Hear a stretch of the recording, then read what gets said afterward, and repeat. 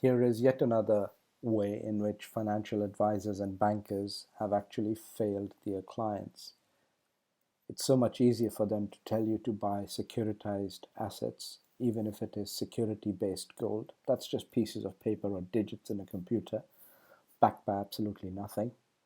And the market decides its price going up or price going down, but ultimately you own nothing. Now, the COMEX, which is the Commodities Exchange of the Chicago Board, has more than 500 contracts of paper trading for every actual physical ounce of gold in existence. If all 500 plus traders were to call in for the physical, they would very quickly discover there's only 1 ounce to satisfy one person. The remaining 499 would have to heavily start bidding for it.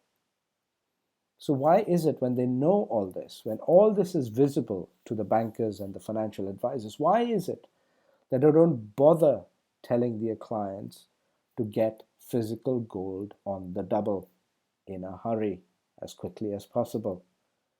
Because the fees and commissions generated by getting people invested in funds and mutual funds and unit trusts are far more lucrative. That is ultimately their main income. That's the easy route.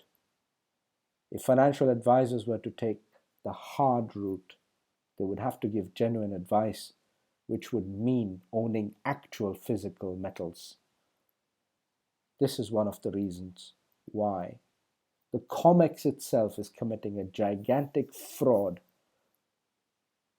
And this fraud has no criminal investigation pending.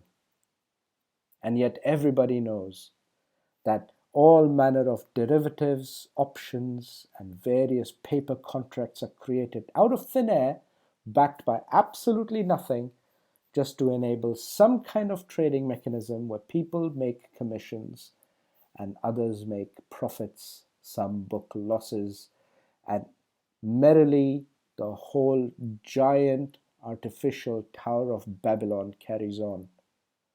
And yet all of this is nothing but hot air, backed by nothing physical at all whatsoever. And this is one of the reasons why, if they have failed their clients and the public in general, the public must then react and do something on their own, in their own way, without seeking their permission, because they are only going to give you advice to go back into the digital securitized market instead of owning any physical assets that are going to be of real value and use.